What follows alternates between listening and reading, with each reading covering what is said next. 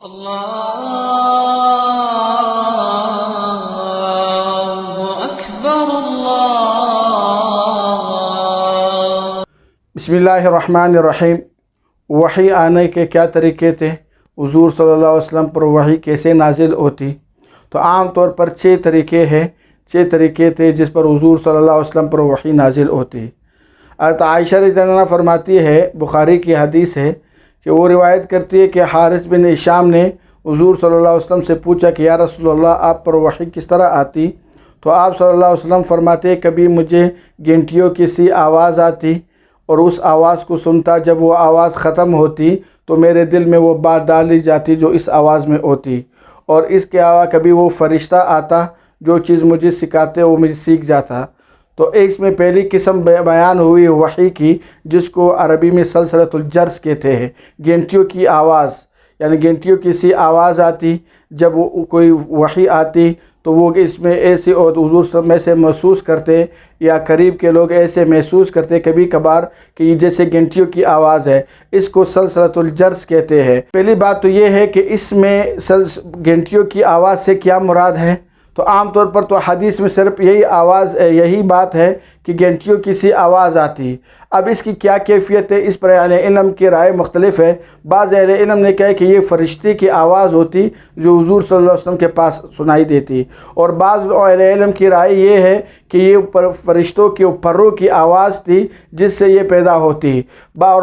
جو صحیح رائے اہل علم کی جو زیادہ قبول ہوئی ہے وہ یہ ہے کہ جس طرح گھنٹی میں ایک تسلسل ہوتا ہے، مسلسل بجتی رہتی ہے، کبھی وقفہ نہیں آتا، اسی طرح اس وحی میں بھی وہ مسلسل وہ آواز میں کوئی وقفہ نہیں رہتا، کوئی تسلسل ٹوٹتا نہیں ہے، اس وجہ سے اس کو سلسلۃ الجرس گھنٹی کی آواز کے ساتھ تشبیہ دے دی گئی ہے۔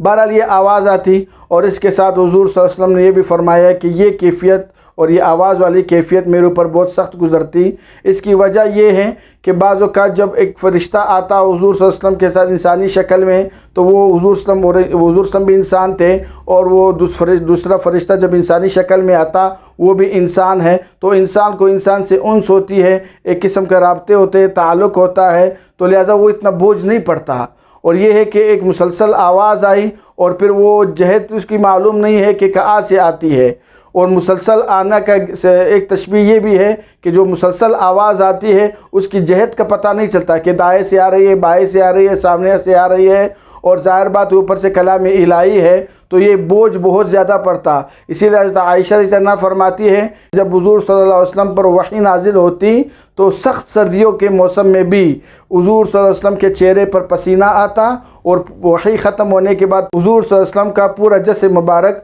وہ پسینہ پسینہ ہوتا۔ تو یہ کیفیت بڑی سخت تھی، اور بعض اوقات حضور صلی اللہ علیہ وسلم کسی سواری پر ہوتے، جب وحی نازل ہوتی تو اس وحی کے بوجھ سے وہ سواری بیٹھ جاتی، کبھی اونٹ یا گھوڑا ہوتا وہ بیٹھ جاتا۔ حضرت زید رضی اللہ عنہ فرماتے ہیں کہ ایک مرتبہ حضور صلی اللہ علیہ وسلم نے میرے ران پر سر رکھا تھا، اسی حالت پر حضور صلی اللہ علیہ وسلم پر وحی نازل ہو گئی، میں سمجھنے لگا کہ میرے پاؤں جو ہے وہ ٹوٹ رہا ہے بوجھ کی وجہ سے۔ حضور صلی اللہ علیہ وسلم پر یہ طریقہ بڑا سخت تھا، اسی وجہ سے آپ صلی اللہ علیہ وسلم نے فرمایا کہ اس طریقے کی وجہ سے میرے پر بہت سختی آتی ہے، اور ایک روایت میں بعض اوقات ایسے لگتا ہے جیسے میری جان کھینچی جاتی ہے۔ تو یہ پہلا طریقہ تھا وحی آنے کے، جس کو سلسلۃ الجرس گھنٹیوں کی سی آواز کہتے ہیں۔ گھنٹیوں کی جو سی آواز ہے یا مسلسل جو ایک آواز آتی، بعض اوقات تو قریب والا بھی سنتا۔ حضرت عمر رضی اللہ عنہ فرماتے ہیں کہ کبھی کبھی حضور صلی اللہ علیہ وسلم پر وحی نازل ہوتی، ہم آپ صلی اللہ علیہ وسلم کے قریب ہوتے تو شہد کی مکھیوں کی بنبناہٹ جیسی آواز ہمیں سنائی دیتی تھی،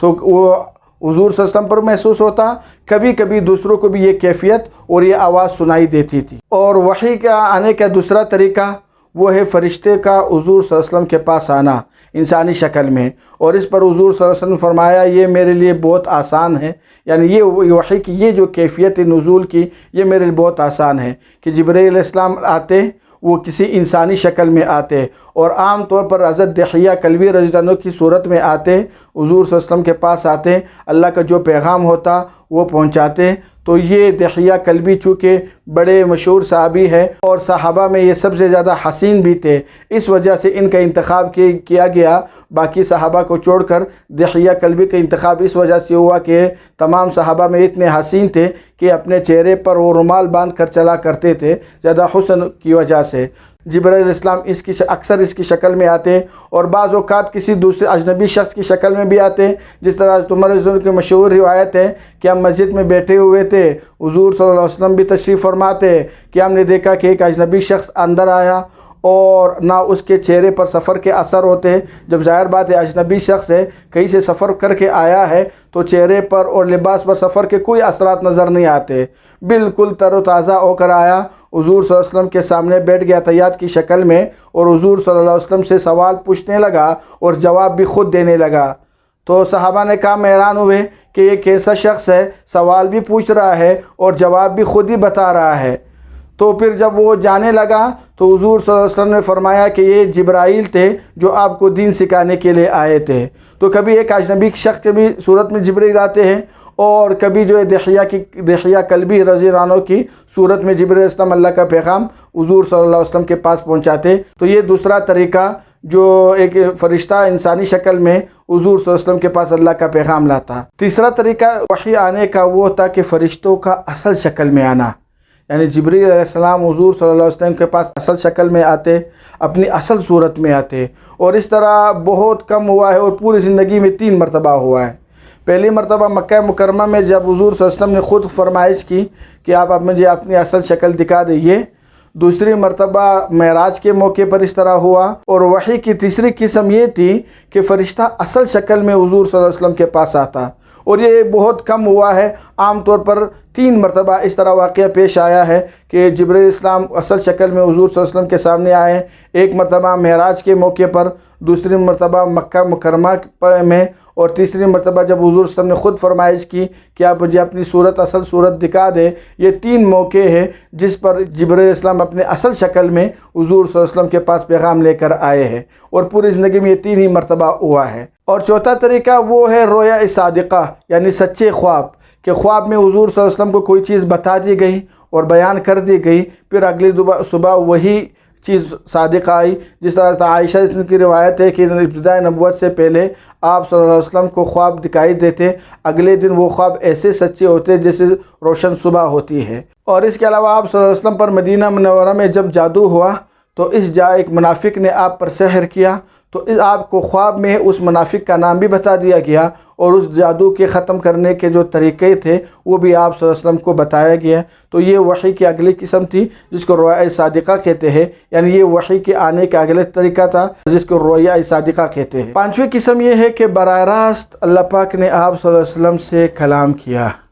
اور جس طرح موسیٰ علیہ السلام سے کوہ طور پر بات ہوتی، آپ صلی اللہ علیہ وسلم اللہ پاک سے براہ راست کلام کیا۔ یہ 2 مرتبہ ہوا ہے، ایک جاگنے کی بیداری کی حالت میں ہوا ہے اور وہ معراج کے واقعے پر، اور ایک مرتبہ نیند میں اللہ سے آپ نے ہم کلامی کی اور اللہ کو آپ نے دیکھا، تو اس کو کلام الہی کہتے ہیں۔ تو ایک طریقہ کلام الہی کا تھا۔ چھٹا طریقہ وحی آنے کا وہ ہے نفس فی الروح۔ نفس فی الروح اس کو کہتے ہیں کہ دل میں بات ڈال دے، کہ جبرائیل علیہ السلام آتے، وہ آپ صلی اللہ علیہ وسلم کے دل میں بات ڈالتے، حضور صلی اللہ علیہ وسلم کو وہ بات سمجھ آتی، محسوس کرتے۔ جب وہ چلے جاتے تو آپ صلی اللہ علیہ وسلم فرماتے کہ جبرائیل میرے پاس آئے ہیں، انہوں نے یہ بات میرے دل میں ڈال دی۔ جس طرح ایک مشہور حدیث ہے کہ آپ صلی اللہ علیہ وسلم نے فرمایا کہ ابھی جبرائیل آئے، انہوں نے میرے دل میں یہ بات ڈالی کہ انسان اس وقت تک مر نہیں سکتا جب تک اپنا رزق پورا نہ کھائے۔ تو حاصل کلام یہ ہے کہ وحی آنے کے 6 طریقے تھے۔ پہلا تھا سلسلۃ الجرس، یعنی گھنٹیوں کی سی آواز آنا۔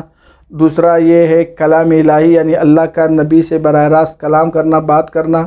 اور تیسرا طریقہ یہ کہ فرشتوں کا انسانی شکل میں آنا۔ چوتھا طریقہ یہ ہے کہ فرشتے کا اصل شکل میں آنا۔ 5واں طریقہ یہ تھا کہ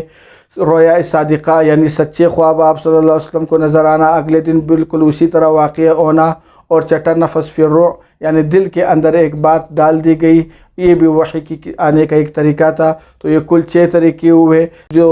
وحی حضور صلی اللہ علیہ وسلم پر نازل ہوتی، ان کے ٹوٹل 6 طریقے ہیں۔ اس کے علاوہ بھی بہت سے طریقے علماء نے لکھے ہیں، لیکن مشہور اور زیادہ صحیح وہ یہی 6 طریقے تھے۔